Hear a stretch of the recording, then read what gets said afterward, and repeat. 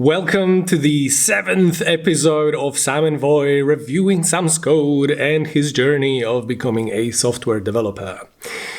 Today's episode is again a little bit shorter. This time we come back to reviewing some of Sam's code. Last time we discussed trying out some tests.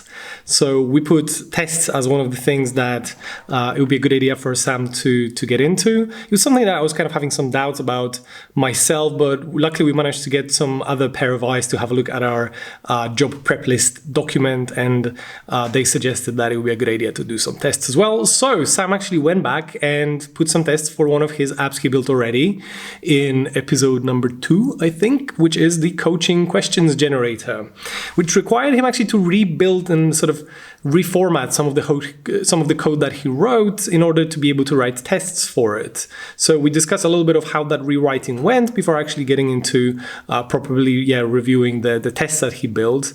They're all obviously very simple. Almost you could argue how much meaning behind these tests there were, but the point more was for Sam to get sort of the first experience with building tests and sort of understanding the meaning behind them and how they could potentially prove useful in the future. So we got into discussing a little bit of that as well. Eventually, we get into reviewing the career questions that we have introduced last time. Sam has actually fleshed out a lot of the questions and a lot of the answers, and he ordered them appropriately and answered them for himself. So he created a little listing, a little sort of prediction of where he would like to be in some five years' time as a programmer, which actually turns out quite interesting. His answers surprised me to some extent, and they're not what I would have expected. But altogether, we discussed the whole concept of these career questions, and Sam even mentioned that he may be up for sharing it with the others, either on GitHub or some other form, so that other developers that are looking to start the journey, they could also try to start building some understanding of where they would like to be in some 5 years' time. And eventually we decide to say, well, that's about it. We think that Sam has pushed quite far ahead when it comes to learning different libraries, functionalities, frameworks, and all that. And the time came for us to start looking at actually potentially doing some job applications for real. So to do that, we decided next time we will focus on reviewing his CV, his cover letter. So sort of more of that formalities that you have to get right as well when you're applying for a job. So we just do a brief discussion on how that's going to go, but the actual review will happen in the next call, in the next video. So anyway, we hope that you enjoyed. We hope that you learned something as always. And looking forward to seeing you next time. Oh, that was awkward. Most awkward. And we're live. Hello. Hola. Sam Chilcott, how are you? Very well, thank you, mate. Yeah, another day of action. Complete. Not Perfect. complete. Still got bit more work to do today, but doing good, mate. How about yourself? Great, very good, thank you. Enjoying the rainy season in Southeast Asia. Pouring. Literally, we've got massive storms going through some of these days, so it's it's pretty solid actually.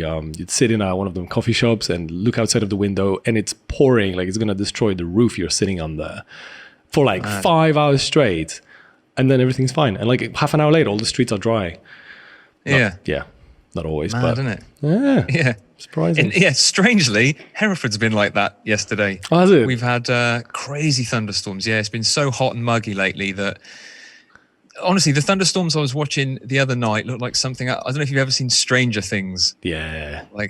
It's like something like there's some sort of demon from the underworld is going to come out from behind the cloud. It was fucking hell. If I was 3, I'd have been scared.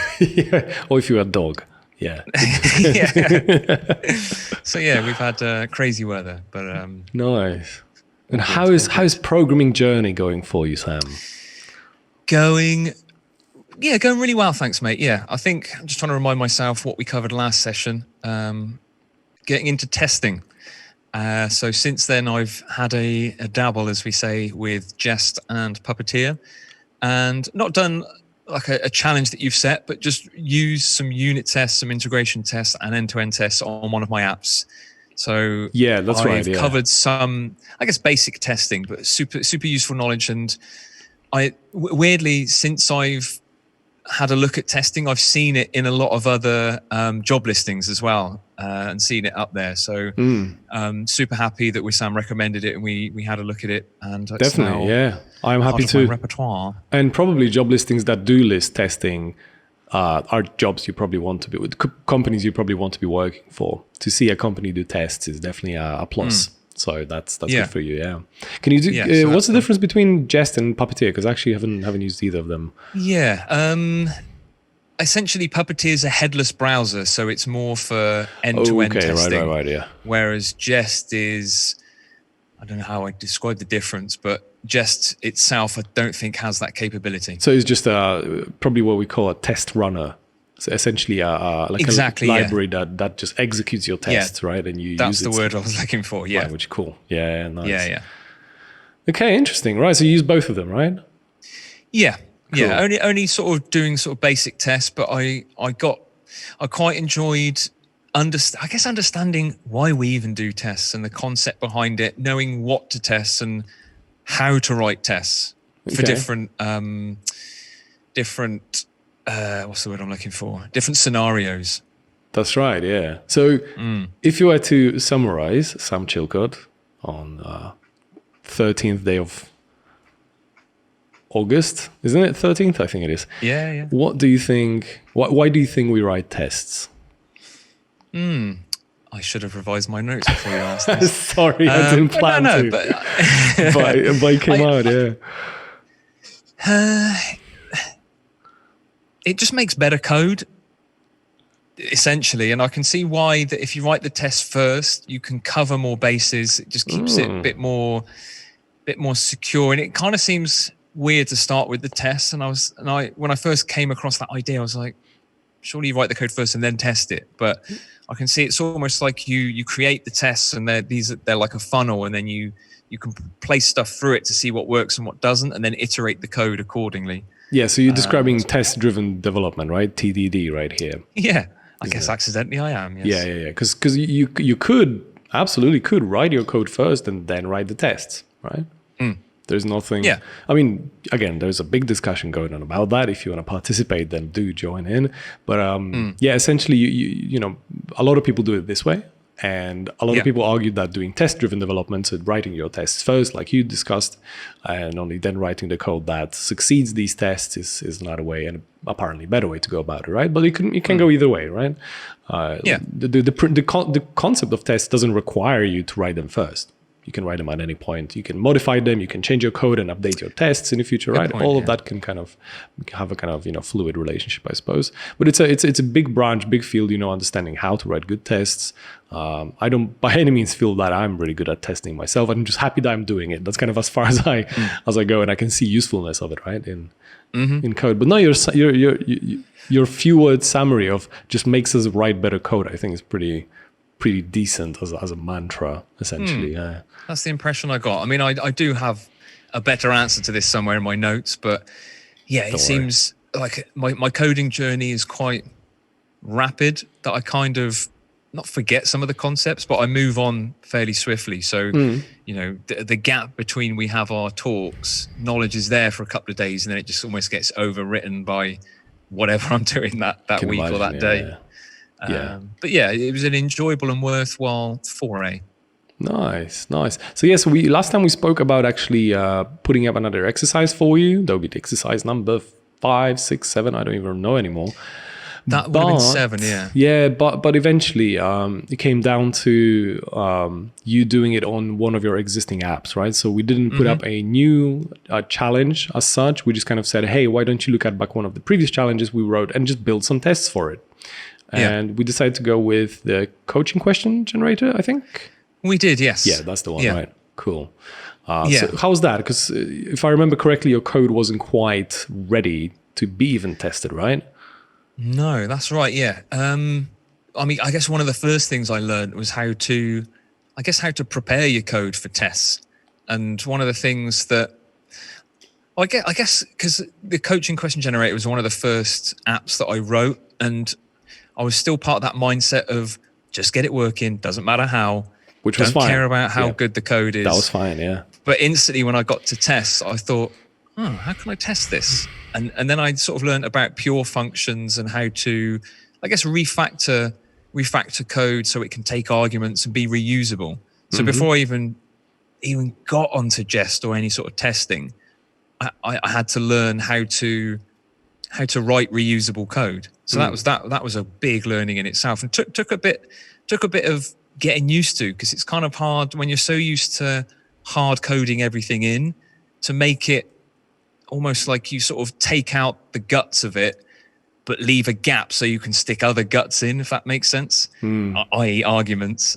So that took me a good couple of days to get used to that. And so the coaching question generator only really has 2 or 3 functions in it.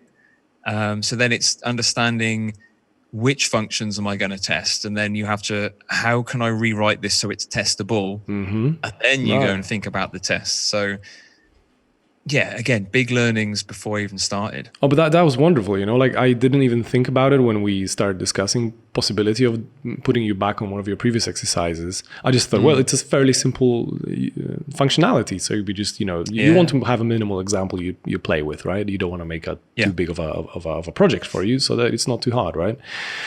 But the fact that this came up, it highlights actually something very important. And essentially, when you read more about testing and about like how to prepare your code properly, kind of some of the things that come up sometimes are the concept of separation of concerns. I'm going to say it again, separation of concerns, which kind of, in English almost explains itself. You want to make sure that things are sort of concerned with their thing and their thing only. If you go to Wikipedia, there's actually a nice longer description of that. And, there's, again, a lot of discussion about how to do it properly. And the idea of decoupling things, so that the things that you build, they're not too heavily coupled together, or ideally they're entirely decoupled. And again, there's a lot of argument going on for, the more decoupled the code you write, the kind of the better it is in some ways. Definitely there could be arguments for the other side as well in some scenarios. But what you experienced essentially was that your code was very heavily sort of, all wound up together into this kind of big spaghetti. I don't want to call it spaghetti code because that means something else, but into a big sort of, bowl of strings connecting together. And it first took you a while to just unravel all that and put these things into the separate piles before you could look at them separately. And that's essentially the thing you want to do at testing, isn't it? You want to just look at only that and figure out, is that working like I want it to work? Done. Look at only that and figure out, is that working the way I want it to do? If both of these things are together, how can you do this, right? So very interesting exercise that kind of came in halfway through. Yeah, and I guess you've highlighted the other thing, because decoupling is still kind of different to, I guess, pure functions, or not pure functions, but you can still write a function that has a single purpose, but it can't take arguments. It's like hard coded, if that makes sense. So you're writing in the instances just for that specific instance. Yeah. But if you want to use a different instance, hang on a minute, that's not going to work. Yeah. So decoupling was the other thing, because I then looked back at my code and realized, although it was 2 functions, the second function did about 5 different things. So then it's understanding how to separate the concerns and how to refactor that. So that's a cool skill in itself. Yeah. There's sure, like there is a balance there somewhere, right? You could look at almost every line of your code and think, ooh, that line does something else than all the other lines in my code. Good point. Why wouldn't I put it in a function, right? So again, there is, I think it comes with experience. I oftentimes catch myself, putting things in functions that shouldn't even be in functions. They should just be in the same flow. There is a balance between readability of your code, reusability of your code, and the concept of separating it for purpose of testing and kind of, understanding. Again, it's not a black and white thing. It's not even a single scalar spectrum. It's more like a multidimensional thing that you have to consider multiple things at the same time and kind of find kind of a golden spot somewhere in the middle, right? But again, more you get into it, more you start to understand the more fun you find in trying to get the right answer. Because it almost is like this multidimensional puzzle that has an answer somewhere there. You're just trying to approach it better and better by understanding the context of what you're writing better and better. So it can be actually quite rewarding to build code that feels like it is, or can be proven, by building tests and something else to be quite well either decoupled, quite well separated, also quite readable and not redundant, right? You don't make redundant repetitions. So that's kind of fun. I'm really happy we got that extra bit, because like I say, I didn't even plan that at all, and it kind of popped up automatically. And it's good that you got a chance to go through it, especially if you ever have to refactor somebody else's code. That is just pure gold. To refactor your own code, when you look at, oh shit, what did I do all that time back? You sometimes may have to look at somebody else's code, and you may get to have similar feelings then. Leaving that aside, how was the actual testing once you got your code done? Yeah, really good, thanks. I mean, again, I sort of tried to stick to the don't watch a follow-along tutorial. Nice. So I used the official documentation, which took me obviously a bit longer, but again, it was just getting into the habit of using the official docs. Because I think one of the things that I learned over the last couple of projects is I spend a lot of time Googling and coming up with solutions of Stack Overflow, which a lot of the time are sort of outdated answers. True. Or using outdated technology. Whereas if I just use the official documentation, that is, I guess, would you call that the single source of truth, or is that maybe not the right application? But it's where the main answer's going to be. So that was good practice. I wouldn't know. Yeah. So that was good practice. And similar with refactoring, I found it quite enjoyable. It was almost like a puzzle. Like you tweak one thing, try and get that working, and then that breaks something else, and then you go and tweak that, and you kind of chase your tail a bit, but got there in the end. And albeit I did watch a tutorial before I started my challenge, I was fairly familiar with at least what Jest and Puppeteer did and what the whole idea of it was. But then also I did some reading on what the difference is between unit, integration, and end-to-end. What are they aiming to do, and then how do you actually write tests for them? What should you be testing for? So there was a lot in there to learn. So time spent coding was actually, disproportionate to time spent learning about how to write the code for tests. Yeah, true. But yeah, like I said, there was some knock-on bonuses that are going to help me outside of tests, which I learned. So, but yeah, got all the tests working. Yeah, do you wanna maybe switch and show us how'd you do? All right, cool. Let's have a look at your code. Yeah, so here's my code then. What I did is firstly, I think what I did was rename some of my functions to more descriptive names. So that's useful. To get an idea, or at least to remind myself of what I'm testing, by calling the function a decent name, you can remember what you're testing for. So this function that I did my unit tests on was called select a random item from an array. Nice. And the idea with tests is you basically throw it some info or some arguments to process and hope, or at least expect, what comes out the other end. So for this function then, I rewrote the function so it could take arguments and threw it just two numbers in an array consisting of 1 and 2, and I expected the answer to be one of 1 or 2. So it's quite a simple concept, but just learning the syntax was quite hard. And also this to be one of isn't part of the built-in Jest functionality. I had to install like an add-on for that. Okay. And also had a bit of struggle importing stuff because some of it uses the node syntax as opposed to the import way of doing JavaScript. Things. Yeah. So that function, I threw it a couple of normal arrays, or what I figured out was called happy data, and that passes the test. But then what I also realized is a good idea with tests is to sometimes deliberately throw it unhappy data. So if it's expecting an array, what happens if we throw it something that isn't an array? So I wrote a test that if we throw it a null, if we throw it a string, and then if we throw it an empty array, what would happen?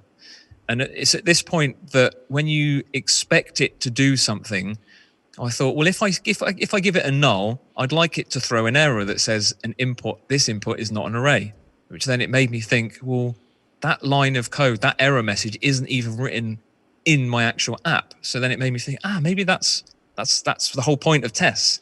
So then I went back to the actual original function, the actual app, and wrote that as a what do you call it, like a safety net error message. So if it did get given a null, it would fire up with an error saying input is not an array. In reality, that's not going to happen in my app because no one ever feeds it information and it only ever gets given an array anyway. But for the purpose of this test, it was really cool to see what happens when you do throw it some unhappy stuff. So once again, if you didn't, can we see the actual function and your implementation of not passing an array? Yeah, let me find that. So that'll be in utils, wouldn't it? I remember seeing that being imported from the utils. Yeah, see, that's the other thing I did is I made some of the functions reusable and put them in separate files and then imported them in. So that was quite good practice as well. So utils, so select random item from array. I think I'll probably make this a bit bigger if need be. It's fine, actually. No, don't worry. Okay. Yeah, on our end, it's good. Well, okay, let me go back down then. Yeah, nice. Yeah, so initially, all it needed to do was basically, it runs a bit of math, picks up a random number, and then splices that from the array. It's that simple. Okay. But what I did, because of the test, is adding these... Hang on, I'm going to sneeze. No, I'm not. I added in... I can't even think what these things are called, but just... I can help you out. So it's not using the word assert, but I would still call them assertions. Okay, yeah. Yeah, so you can actually... I don't know if JavaScript contains the keyword assert as well, or has like a built-in assertion library or functionality. But yeah, essentially that would be asserting that particular thing is or is not of a particular type, or of particular expectations that you have for the inputs that you're getting.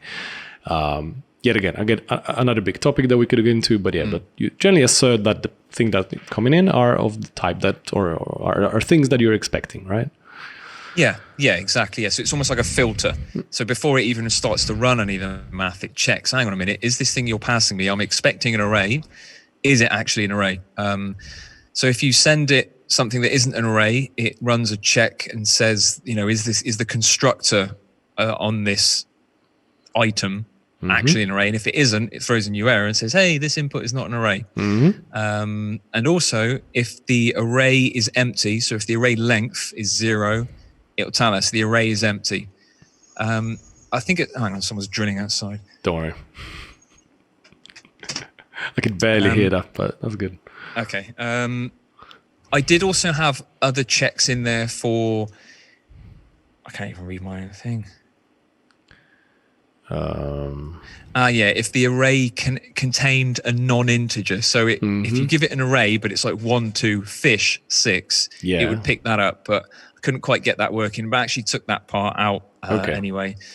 So there's a couple of checks on there before it even runs the math. So that's the basic function. Through it some good data, some happy stuff, some unhappy stuff, and that all seemed to work. So those are my unit tests, and all I did was just do it on one simple function that brings out a random item from an array. So that was my unit test section. Decent, sorted. Right. Then I went on to integration tests, which I did as part of a different suite, I guess, as they call it. Right. So the integration test, all I wanted to do is bring in the first function that I tested and have it interact with something external. So rather than send it some random data, let me send it the actual array that I use, which is just saved as a const called questions, which is just a list of, I think, 11 coaching questions. So that's right, yeah. Integration, it's how do two functions integrate with each other? So for this one, all I wanted to do was just, if I throw it my questions array, will one of the selections be one of the questions array? So it's quite a simple test in itself, but you're using two separate parts of the app. You're using a function and then also data. Data, exactly. Yeah. So it's how do these interact together? So again, that one's quite simple. That one passed. Took me a while to I had to use spread operator because I was mutating stuff. So funny what was happening is it was selecting the random item from the array, but because the function took that item out the array, when it went to check the member of the array, it wasn't there. I was like, well, what do you mean it's not there? It's definitely there. Yeah. So what I did is I just did I think they call it a shallow copy. So using the spread operator. Okay. So that was quite a cool little gotcha that I had to overcome. And finally, the end-to-end test. And all, how do I explain that? It's going from... That's Puppeteer, isn't it, right? Yeah. So Cool. this uses Puppeteer just to use it as a separate browser environment. So I think you probably could do this without Puppeteer, or at least, you know, an alternative technology. But the idea is that you can run through the UI of an app or a site and do a couple of things and hope that certain things happen. So you feed it some clicks or some data to put into the app, and then expect certain things to happen, essentially. So what I wanted to do on my app was to load it up in a new browser window, click the generate question button, and then run the test, hoping that one of those questions that it displays is the actual is one of the questions from the data. So it's kind of testing multiple elements within the app in terms of the UI, the functions, the data, and the result, and I guess the state as well. So like the React itself, right? Your implementation and everything. Yeah, so that threw another sort of different element into it, is trying to grab elements from React as opposed to plain JavaScript. There's a few little differences you've got to make on there. So again, super simple test. I mean, the app's super simple, so the test can't be too complicated anyway. But managed to get all those working, and I can demonstrate now, if you like. Let's have a look. Jest and Puppeteer are activated. I can run all the tests on my suite. So I don't know if this is too small for you to see, but I've got two test suites going. I've got the unit tests, which are the basic ones. These all passed. Ooh, and then what it's doing now is it's fine. I'll move this out of the way because it's probably taken up. But that did that without me doing it. That fired up the app in Chromium, which is what they call a headless browser. It's clicked generate. It's got some state on the screen, which is one of my questions, and then it's checked that that state is part of one of my questions. And if we go back to my tests, we'll see I had two suites. They've both passed. I had 6 different tests, and they all passed too. And it took 14 seconds. Wow. Which is of note, because Jest usually, I think, only gives you 5 seconds as a default. So sometimes you have to add a second argument to the test to just allow more time for it to actually run the test. Oh, really? That is interesting. Okay. So yeah, got it all working and enjoyed the testing experience. That is really impressive, I have to say. Honestly, this is really good. Really, really good. And the fact that you wrote all of this, you did? So the code we're looking at right now, how much of that is copied? The end-to-end test is probably in all honesty about a 70% copy. Right, okay. But there's still a few things that I had to tweak in terms of it took me ages to figure out why it wasn't loading the page in Chromium. And it's basically sometimes you can give it a file, but I had to redirect it to my local host, which I guess is only there if you've got your development server running. So although I copied the code, or at least modeled my code on the original one was so it wasn't built for my context. No, so of course, you modified there was still quite a bit of work to do in there. But in terms of the unit and the integration one, those are pretty much all my own tests, because I had to. I mean, you gave me the idea of, you know, what happens if we give it this, what happens if we give it that. So you prompted that, but how I tested it, I guess I worked out myself and used the documentation, and just kept trying things until it did work. Because with tests, there's quite a few variables in there you've got to watch. You've got to make sure that the syntax you're writing for the tests are correct. Then if you've given it certain data that doesn't work, you have to account for that. So there was a lot of tweaking and getting one thing right, and then it messes up another thing, and almost go around in circles a bit. But yeah, I'd say overall, I would say, I don't know, like 80% was probably my own nice efforts. Admittedly, that end-to-end test one, it looks impressive, but I still had to do a lot of tweaks to get it working. Oh no, I mean, for me. Yeah, no. I mean, see, frankly, what I really meant, not so much that, that obviously you wouldn't have known from the top of your head. You have to, go puppeteer.launch and then pass some parameters. You need to look it up, and then you probably copy it. What I refer to more is that if you look at some of these tests, maybe even switch over to the unit tests. Yeah. which you call utils tests, actually. So here you've got, a fair bit of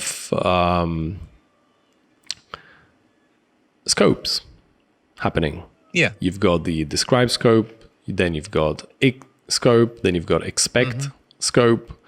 And see, the reason I'm really happy, and this is the impressive bit for me, is that I remember one of the first times we started talking to each other about your code. That was the things that were causing you a lot of trouble. Like, I knew that you have the basic knowledge in because you've been reading about these things, but like wrapping your head around, where these code blocks go into, that's what we were trying to work on back in these days, right? Yeah. Which is why, to me now, looking at this is it's really impressive that you're already able to write 4 scopes in, understand which functions go where. You've got a fair bit of control flow going on over here, and it works, right? And you wrote all of that by yourself. So that to me is definitely a good milestone and a good sort of way to notice that there is definitely progress, and now this to you is more intuitive than you could have hoped for those 3 months ago when we were doing some of these first reviews, right? Yeah, exactly that. I mean, I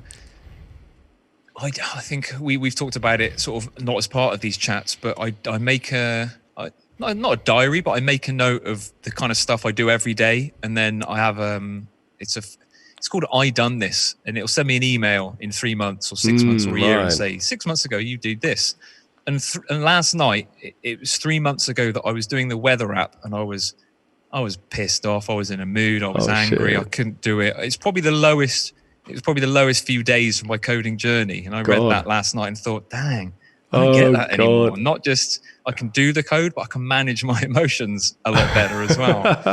So yeah, it's amazing the progress. And I think I've said from day one, this is how my mind works. It's just organized. It's compartmentalized. It's modular. It's tidy.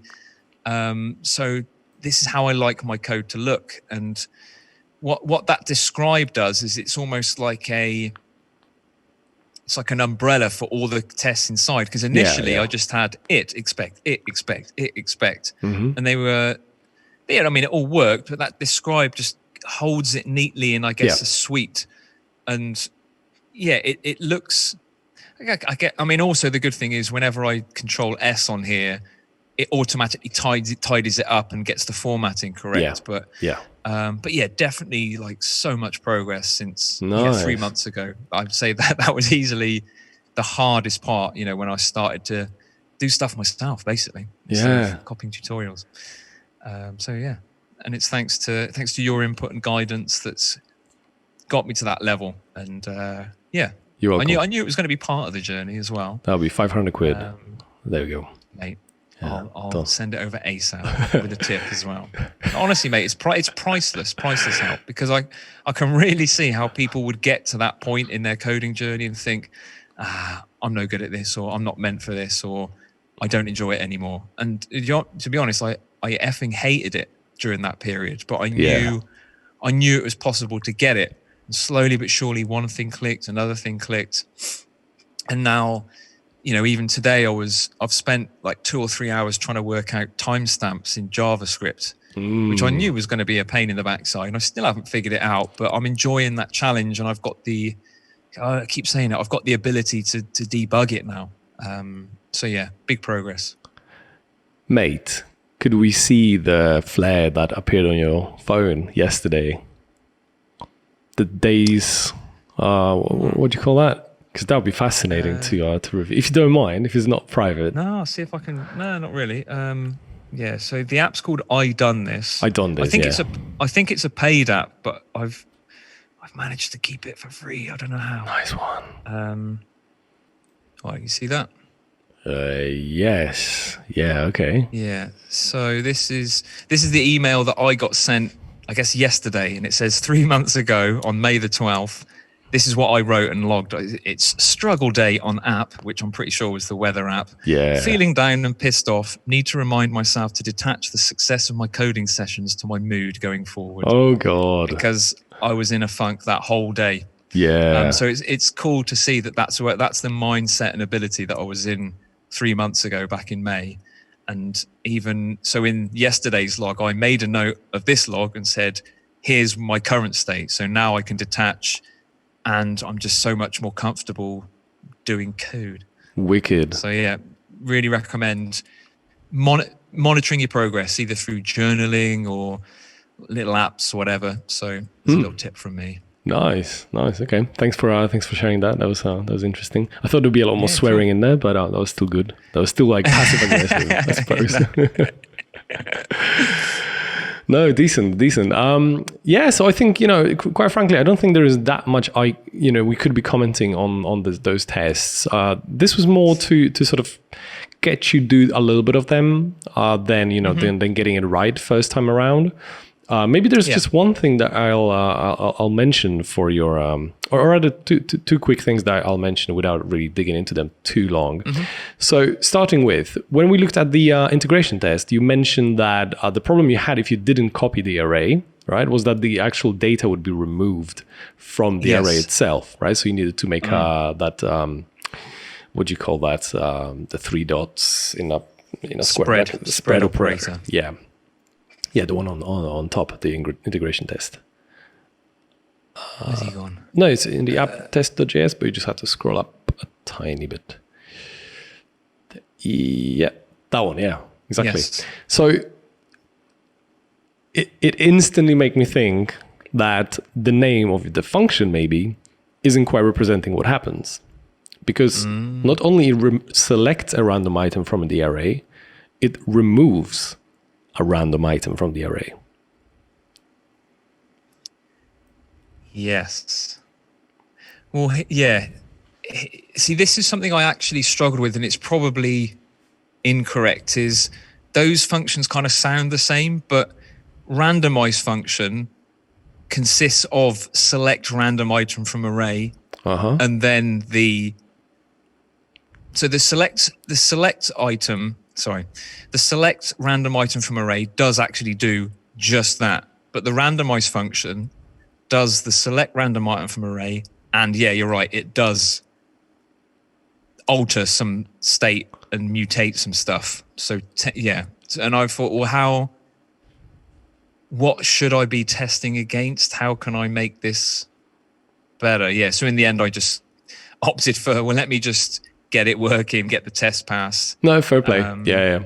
But yeah, you're right. It does do more than it lets on, or at least that describe sentence there doesn't do it justice. It should be, I mean, the describe doesn't even have to be the name of the function. For me, it was more just of a reminder of what I'm testing for. So I did it great in the unit tests, but when it came to the integration, that was my sort of foggy area. I understand what you're trying to say. What am I supposed to be doing here? Yeah. So yeah, valid points. But I interrupted you. But yeah, what were you saying? No, fine. This was a perfect answer. Yeah, if you know, like it may be not quite clear at first to understand what needs to be tested exactly. So whether it should be that randomized function or whether it should be the select items from the array. So essentially, if select random items from the array does not modify the array itself, right? Like you just said, then it would be a good test as well to check that it definitely doesn't do that, right? To make sure that everything, like if you pass an array of data, that data is still there. It hasn't been modified in any way or form, right? Good point. Another kind of interesting. Like the more you do this, the more tests kind of can pop up into your head and thinking, oh, I didn't think about that, but it could happen or it shouldn't happen. So let's test that it doesn't, right? So another kind of way it's a good point. Yeah, because I think again with this app, there's no human interaction other than a click. Yeah. But in most real world scenarios, people are inputting data for some sort of form or something. In which case, there's going to be a lot of potential randomness going in there. So that, I think that's where I struggled is, well, how can I test something that only really does one simple thing and can't really go wrong is essentially what I struggled with. It's exactly about trying to hypothesize if you were to come up with 100 ways you could misuse that function you just wrote, what would these 100 ways be? And then just write these tests. Oh, okay. Because it's about looking at it. Yeah, it's not about how you made it work right now. It's how about somebody else going to take that code in 2 years' time and break it because they don't have what you have in your head right now. So you have to anticipate what that person in 2 years' time will get wrong, if you can, and sort of prevent that from happening. So that was kind of one thing. Second thing that came to my head was if we actually look at the function itself, at select random item from array. Yep. Yeah, so here we introduce those assertions, right, to make sure that the type is array and that the array is not empty. What happened if we run it without these assertions? Do we still get errors?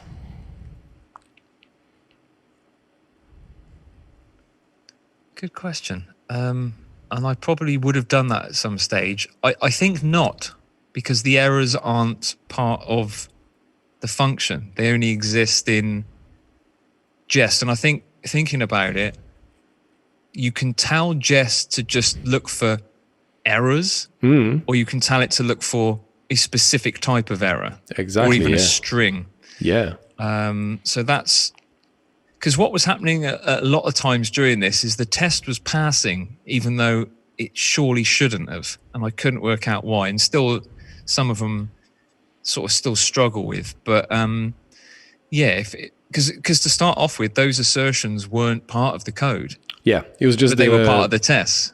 So I was thinking, well, how can it throw an array? It's not even part of the code. So I then, because I came up with the idea of it in the test, I thought, well, let me put it into the code. So these assertions are only here because I thought it looked good in the test. If that makes sense. That makes sense. Yeah. No, definitely. And don't get me wrong, doing assertions on the input arguments that you're getting in is a good thing to do. It's a very good thing to do in general. Yeah. In a sort of long-term sort of learning sort of bullet point that you could maybe get from this is that you have to understand the context of the function that you're introducing those assertions into. So if this is a function that can do very fast assertions, such as, is the input an array, right? Is the input empty? Yeah. These are relatively quick, if you could say that. And you don't do this a lot. So for instance, it happens once when you initialize your app, or once when the user presses, enter, or it happens on a very, sporadic basis. Then doing these assertions essentially will ensure that the code you're writing is just a little bit more secure and your assumptions are correct, right? That everything that passes has to match these assumptions, has to pass these assertions, and therefore you have a little bit more confidence that what will execute is executing the way it was, put together in your head. Yeah. There are times when you want to avoid doing that, and that is related to, again, the context. If there is, for instance, a function you're writing that's going to be running every 100 milliseconds through the execution of your app, and every time it's going to be checking for the same thing over and over and over and over again, you will be creating some substantial overhead there that may slow down some of the functionality, right? Yeah, or second case, if your assertions happen to be very slow, if there's a lot of them, if there's a lot of like those comparisons, type checking objects or whatnot, right? Like you have to ask yourself a question, how often will these assertions actually run and how slow are they? And then you're going to probably get, again, like a blurry line of when you should be doing them, when you shouldn't be doing them. And this is just kind of something that maybe grows with experience and sort of understanding, right? Yeah, that makes sense. Yeah, especially that in this case, I would assume that, if we do not pass an array, right? If we pass a null, the first place where we try to call that array is line 13, when at the end of it we go array.length, right? That's the first time we're using this array apart from doing the assertions, higher up. So this probably would throw us some form of an error, right? And arguably we could test for that error and ensure that it happens, that, as long as you're passing something else than an array, that particular error is going to be thrown, which you're good with, right? Like you want your code to break when the inputs are incorrect, right? That's kind of almost, you don't want it to work in an unpredictable way, right? So if you passed, like a null or a string or whatnot, a set, I don't know what else you could, right? An object, that it maybe would have executed in some way that it's unexpected for you. So, you want to cover for these cases, and for cases when your code works despite not being provided with the right arguments, you definitely want to put in those assertions, right? But for other cases, you can just catch the errors that are already there, right? If array.length only works on lists, on arrays, then catching whatever errors is thrown there and testing for it, just like right now, you're testing for the error from line 3, its input is not an array. The same way you could be testing for, whatever error is thrown when array.length executes. And this way you verify, okay, well, that breaks. That should break, and it breaks. So I'm kind of happy here. But again, minor. I think testing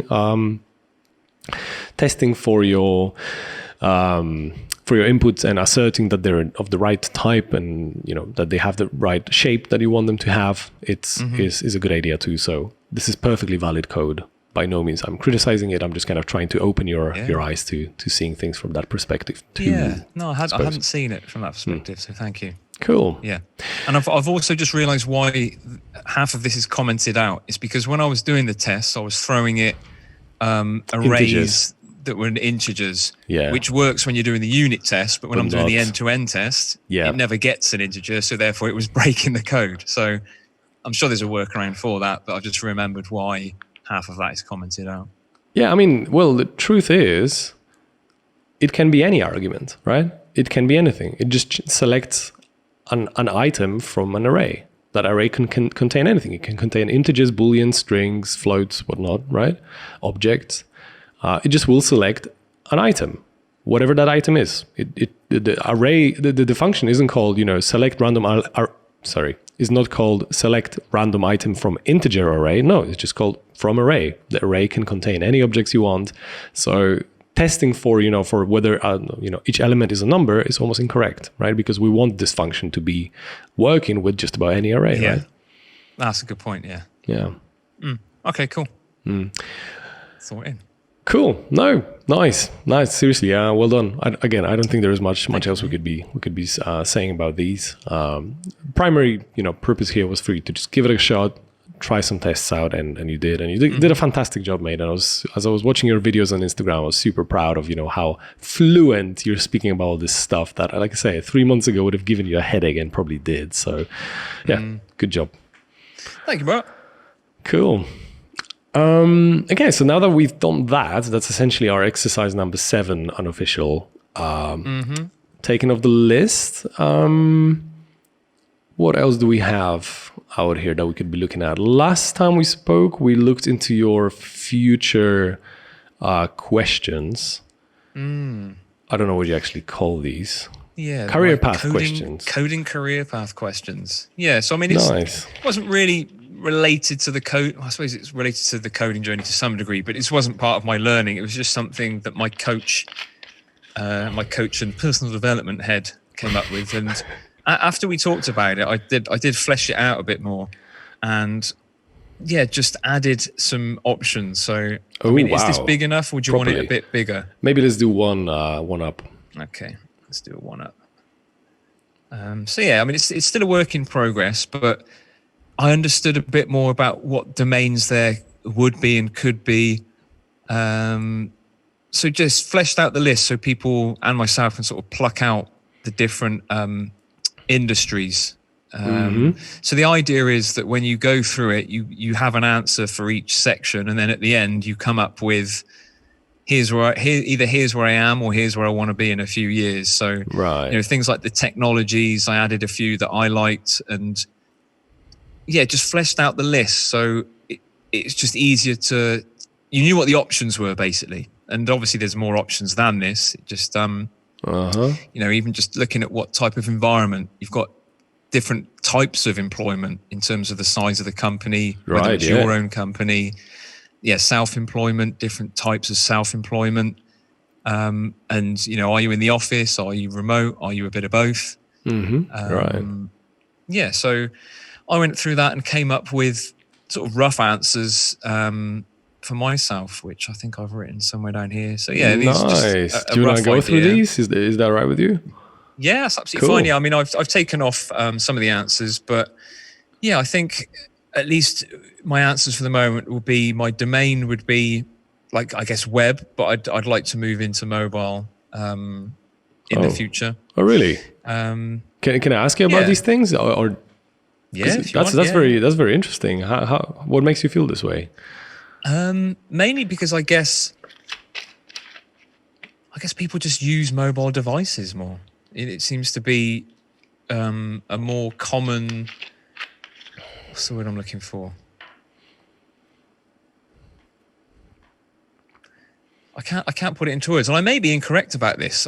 So I'm assuming mobile development means you're making applications for mobile devices, and I guess there's nothing to stop you using web applications on mobile devices as well. Or have I got the terminology a bit wrong here? No, you could do that, and even more so, there are like these in-between solutions when you actually write your app as a sort of like a website using JavaScript, HTML, and all that. But then I believe it works on both Android and iPhones. I could be lying here, but essentially, I wish I remember the name of it. It's like native apps or native web apps or something like that. We should probably Google that. But essentially, it will run your sort of web code as if it was an actual app on your phone. Yeah. So you don't have to learn, all the like libraries to run, Android and all that. You literally just put up obviously with some, bindings and some libraries that you have to import, but still you just essentially write a web app. So there's a bit of that. But obviously if you do want to do like the low level stuff and, do, proper memory management, a lot of the times, and there's a lot of functionality you wouldn't have available through those, if we call them native apps or whatever, web apps, right? So learning proper mobile is the way to go, definitely, yeah. Whether I would think that more people use mobile apps than web apps, I probably couldn't answer that question right now. My gut feeling, and this is just a gut feeling, so you could be totally right about it, but my gut feeling is that it's about half and half. They're both enormous industries, domains, whatever. But But it's fair. Like, frankly, mate, I went the other way. I went from mobile to web, and mobile is good fun. It's rewarding. Yeah. I guess there's a couple of other factors in there that I can foresee in the future. I guess the first one is that I guess I've learned JavaScript. I'm doing React. I guess the next logical thing could potentially be React Native, which is obviously the mobile version of. And I get the impression by looking at job listings that the React Native jobs essentially pay more than React standard. Interesting. Yeah, I may be wrong, but that's what I've picked up. I mean, again, I've not looked into it too much, and these aren't hard and fast, and it's not like I'm chasing the money, but it's just something to consider. If I enjoy both, it's kind of makes sense to move into one that compensates slightly better. Yeah, fair play. No, absolutely. Like I say, mobile is fun. It's just interesting to see that transition. Cool. But again, I've not tried it yet, so who knows? Sure. Yeah, so then moved into industry. And I think at this stage, because I'd be coming in it as a junior, I put not fussed, but obviously it'd be great if it does interest me. And looking at the list that I had, I think I'm just still super into neuroscience. Cool. Something to do with energy and education. So I guess for me, if it has something that I'm interested in or it has an impact on other people, I mean, that just makes it a bit more, I guess, a bit more motivating and interesting. But nice. I'm also at that early stage where, I'm happy to work towards that, and that'll evolve as well. But, just coming up with that initial list, some of them I looked at them and thought, nah, boring. That's cool. That's where I want to be. And I think what's interesting is a lot of my coaching and psychology and personal development interests are flooding over into this list. And it's like, well, why don't I just use my software knowledge in these areas? Because these are where I wanted to be in a different capacity. Sure. So it's all, for me, it's all about, going on to the third part. Like, again, if I can do it in a technology that interests me, great. But if not, that's cool. But just emerging technologies in general, which is something I looked at in detail before I even got into coding, because I just wanted to coach in those areas. So anything from AI, machine learning, blockchain, AR, VR, so anything like that I'm interested in. So I've even spent like last weekend just reading a bit more about blockchain, what it does, its potential. More importantly, where are the bottlenecks? Why is it not being, because it's on paper, it could be awesome.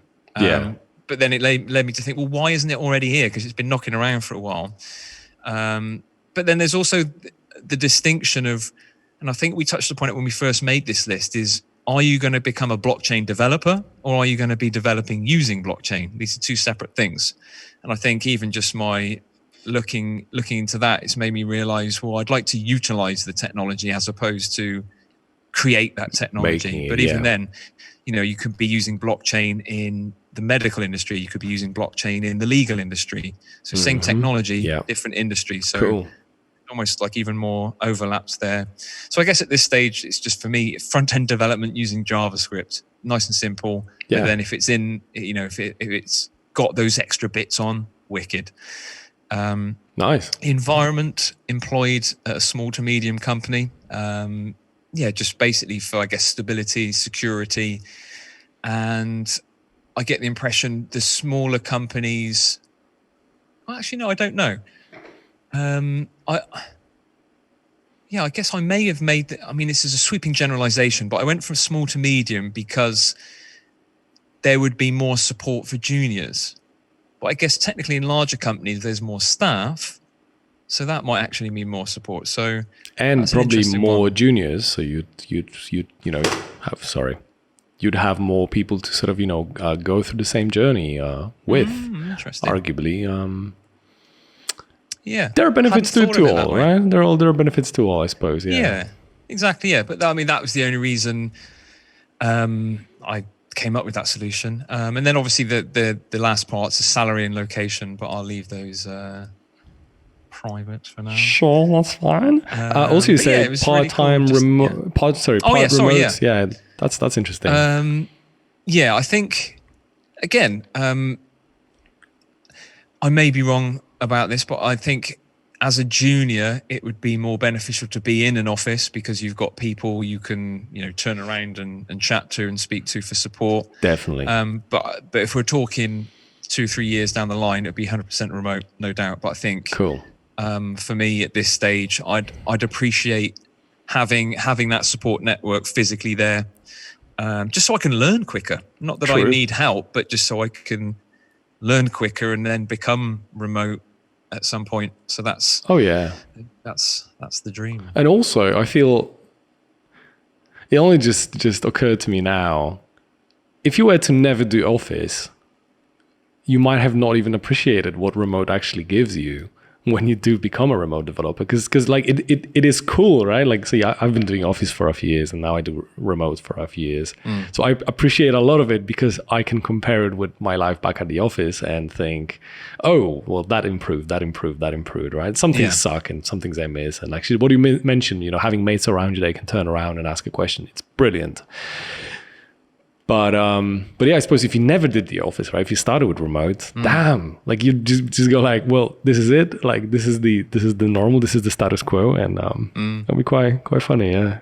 So definitely valuable experience to do some office employment for various which reasons. I've done in a previous career, but not as a programmer. Yeah, of course, yeah, I'd imagine that. Yeah, I think just to iterate, like the remote thing for me, it's not about working on a laptop on a beach. It's autonomy, just being able to choose, I guess, my environment more than anything. I realize how important my physical environment is, especially just being able to work distraction free. So that would be the main plus over office work, is just I can do it in my own little zone, get into that flow state a bit more.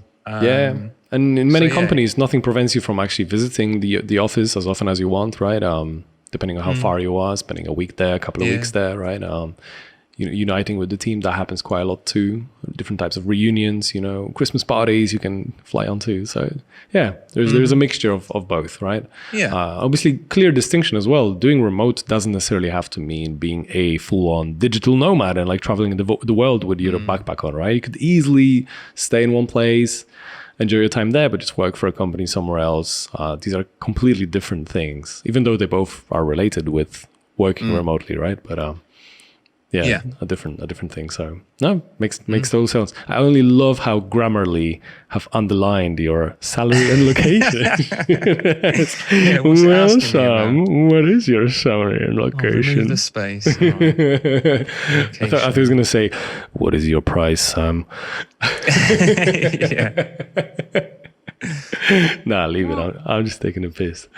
Explain silly beggars. Right. So yeah, I think what I'll do is I'll flesh that out a bit more, and I think I might make that public, because I think I'd like to, just help other people on this journey, or at least people that are already on the journey. Because I guess before I started my coding journey, I always had a lot of programmers as clients, and a lot of the work we did was around what career path they want, and some people don't know what's available. So this is almost like a good starting point. So this is almost like goal setting. So I could look at this now. I mean, it's quite general for me at this stage, but I'd imagine some people would come through that list and have a sentence. Okay, I want to be a mobile developer working in the energy industry with using blockchain, and that gives you a way more specific target to aim toward. Yeah, or at least try out. Cool seeing the list itself, like many people will go and look through a list and go like, oh shit, I could do that. I never thought about it, but I could just be doing that. And that alone is very valuable. Absolutely. And I think, I'm going to make this public anyway, so other people can come up and edit it and add more things to it. So, I mean, industry, there's obviously billions, but I just plucked out sort of 10 of the main ones. Well, that's cool. Yeah, finance, 3D graphics. Don't do 3D graphics. I shouldn't say that, should I? So yeah, and there'll be sub-industries, so some of them will be more interesting than others.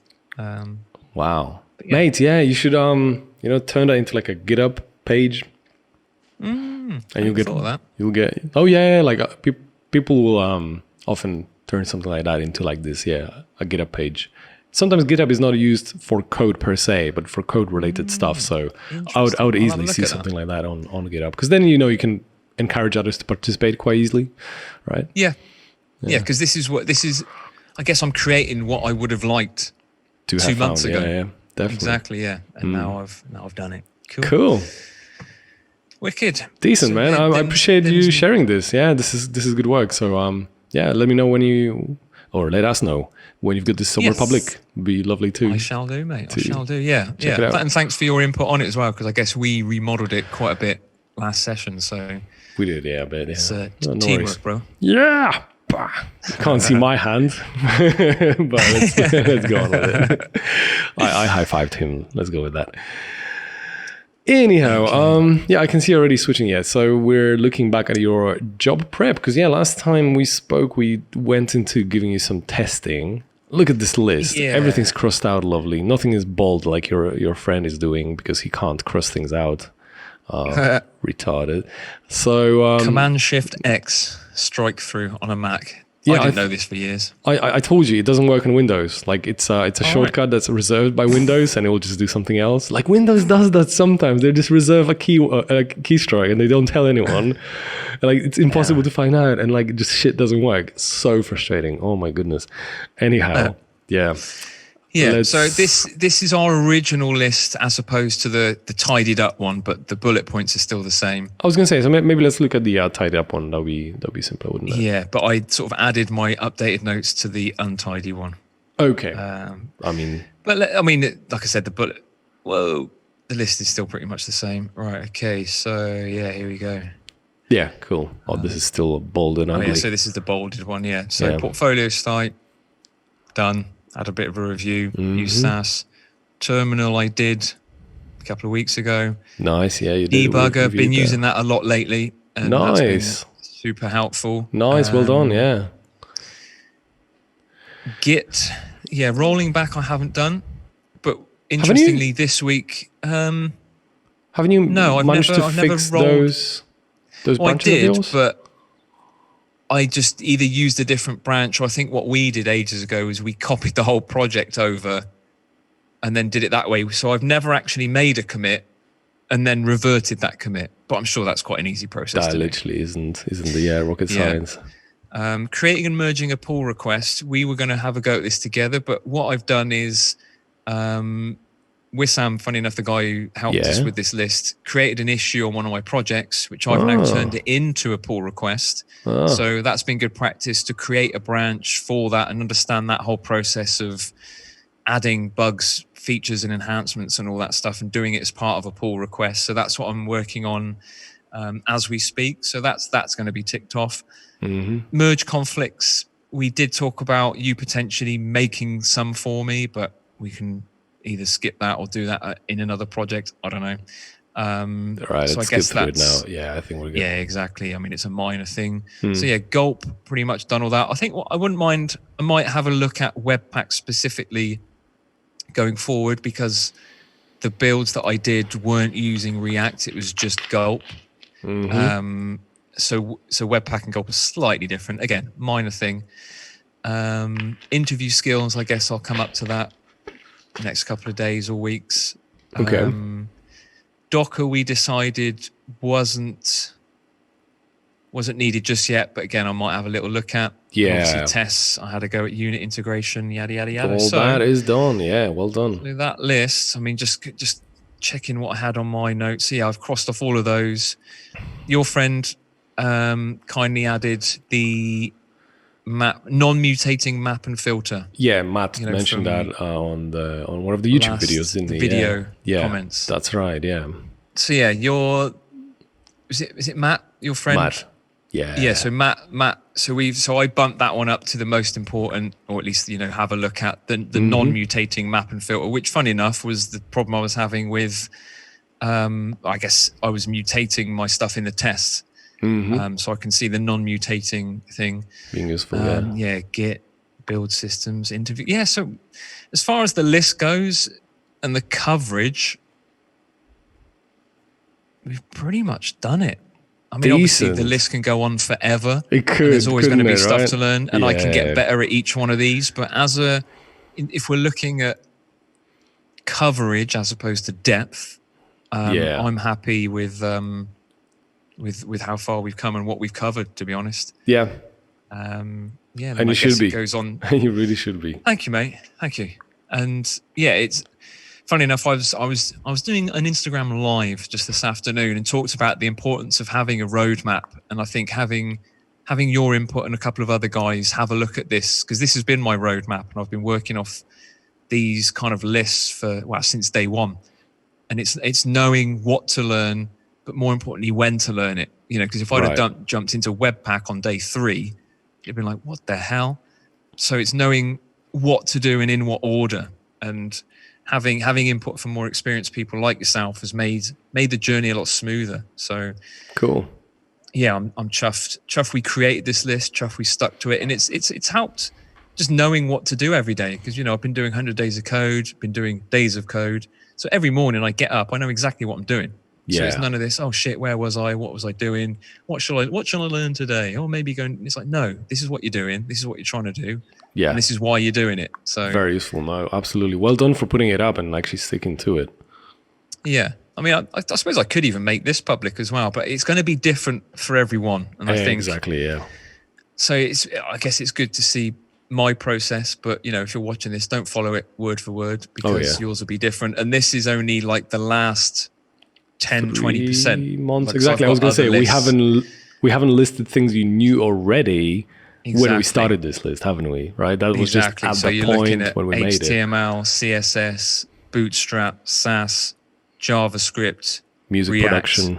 But then even within JavaScript, there is a lot. So yeah, definitely. I'm quite happy with the progress. Cool. All right. Well, so I suppose, there wouldn't be much sense in adding or trying to follow through with many more of these sort of hard kind of coding points here.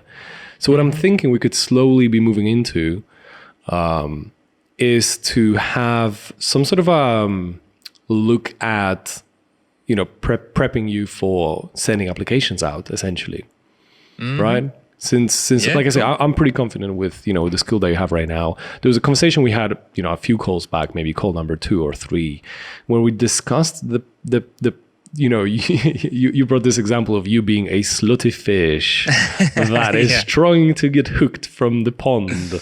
by different companies, right? So the point I was trying to bring in there is there will be other slutty fishes, and what will be the things that will distinguish you from them. I think some of these things that you did over the last few weeks, the build systems, the tests, using a bit more of the debugger, all these things, they kind of participate into building that skill kind of list up, so that you will start standing out essentially amongst everybody else. And obviously you're doing all the extracurricular stuff like the days of code and Instagram, that definitely helps too. So I'm happy we went through it, but yeah, now it's essentially the moment I think we can just do a code freeze, as you say sometimes in when you're working in a company. I don't know if you heard of that phrase before. No, I can guess what it is. Yeah, I'm not sure if it's as common these days, but essentially when you're delivering code, you're releasing like I don't know, like an update or whatever. You're building something.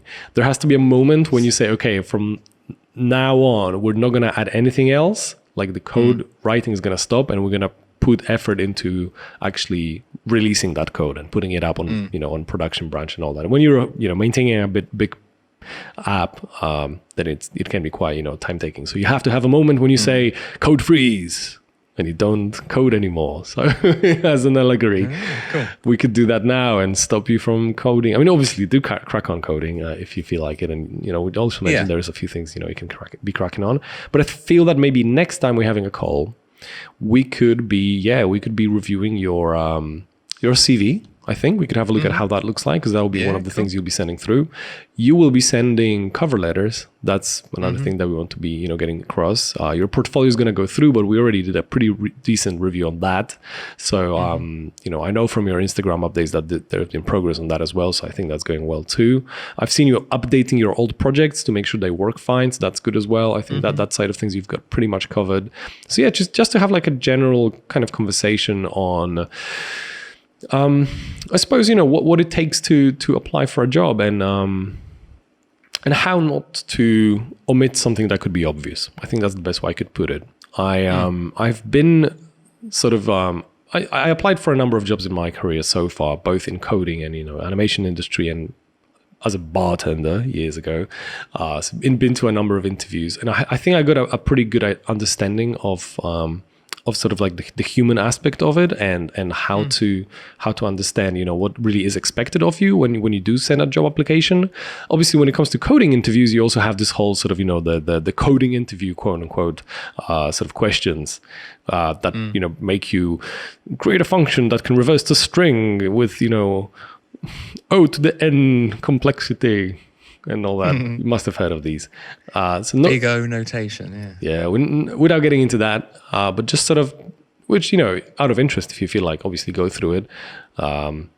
There's a big argument going on about whether these are actually meaningful or meaningless. So we'll leave that away for now. But just looking at, if you are, if you do come to have a sort of a short list of companies you'd like to apply to, then what could be things what could we do to increase your chances to make sure they go through? And I think in as much as maybe I'll have some input on that, I feel that you'll have almost as much input, or even if not more on that. But it would be good for us to have this sort of discussion, even if for sake of whoever our listeners are, and would like to learn how our views are on this particular subject. Just because I feel like it's often neglected. It's not all about what you know and what's on a portfolio. A lot of the times is how do you approach someone else? What is the first 5 seconds of what they see when they see you in your online, digital form? What are they looking at? And making sure that these things are correct, essentially, or making them as good as possible. There probably isn't a right or wrong, but definitely doing some review on that would be a good idea. What do you say? Yeah, no, sounds brilliant, mate. Yeah, really does. Yeah, 'cause, you're right. I think people do. There are sort of channels and people who do cover it, but I think the more the merrier, because it's a lesser covered area. It's like, learn this, then apply. It's like, well, the application is still something you can learn, whether it's for a specific position or something that we've mentioned is, an unsolicited approach. So looking for companies that aren't currently hiring, and how you would go about doing that as well. So absolutely, I'm super up for that, and always open to other eyes looking over my first impression, because what I've got, I think that looks cool, but then someone else might look at it and go, yeah, but actually, have you thought about this? And maybe we could do this. So I am all for positive feedback. Yeah, I don't even call it criticism. I don't even call it constructive. It's just free data. Yeah. So definitely up for that, mate. So we can do that in next session. I mean, I've already written my CV. Cover letters, I'm guessing, will be more bespoke. Correct. Depending on the position. So I haven't ever really written one, because there's no point until I've got a job application to make it bespoke for. But that's something we could possibly do with either a dummy run or something that does actually appeal. So definitely, no, we could definitely do dummy runs as well. Yeah, I feel that there, as you mentioned with the cover letters, as much as they are bespoke, definitely yes, there is some systematic kind of methods you can introduce to bring in some reusability, simply because a lot of the times, companies will ask for similar things. So you can start reusing essentially, things they could be writing about to some degree. It's always has to be. So it's almost like have a skeleton, but then just change the guts out every now and again. Yeah, and almost like I say, we'll get into that in detail, but almost like you create a library of answers, and then you just bring things over from that library, because people will say, oh, describe, the most challenging project in your career and explain to us why it has influenced you. Well, you get that same question twice. You don't need to write it twice. Yeah. And you will get that question twice. Cool. So it's kind of about awesome. It's nonetheless building it bespoke, but having some reusability there.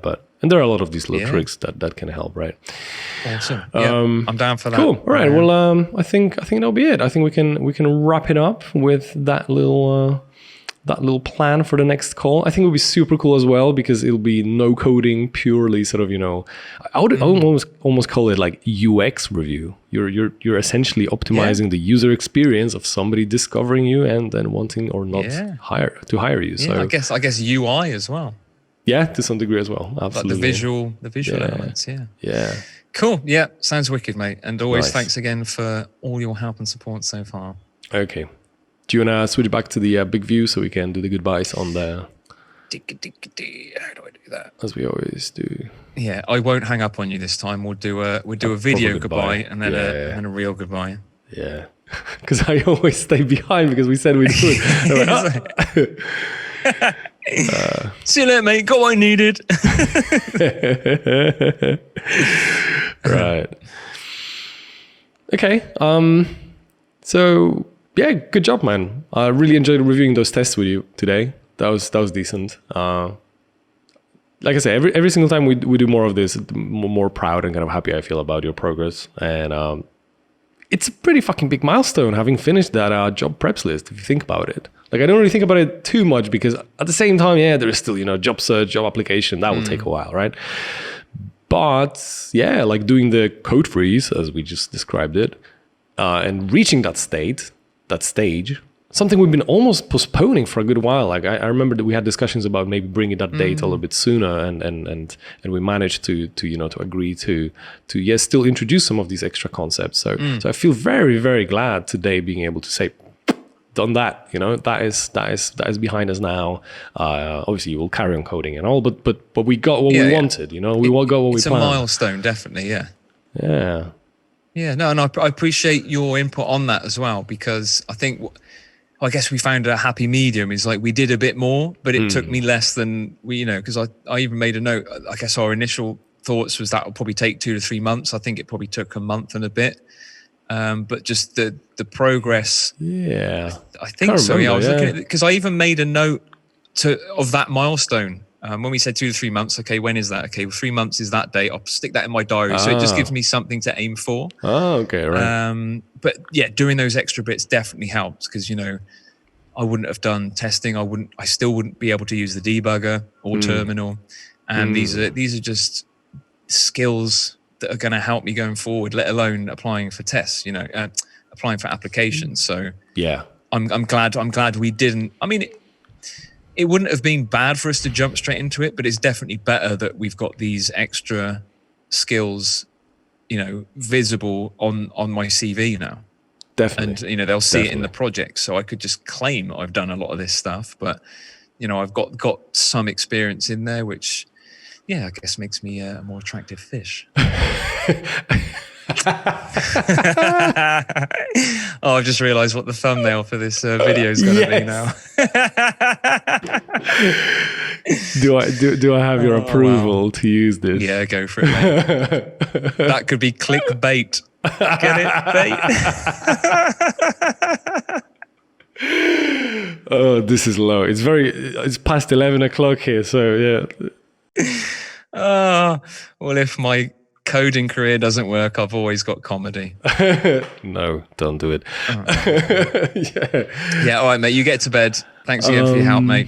And I was going to say one thing catch-up. just there, but it completely left my brain after your slutty fish kicked in. So maybe let's just leave it here, whatever that was. Yeah, never mind. Good catch up as always, and I'll catch you in a week or two, and we'll go over the application prep, I suppose. Wicked. Look forward to it, dude. All right. Do you give me another slutty fish before you go? Take it easy. All right, see you, bud. Cheers. Bye bye.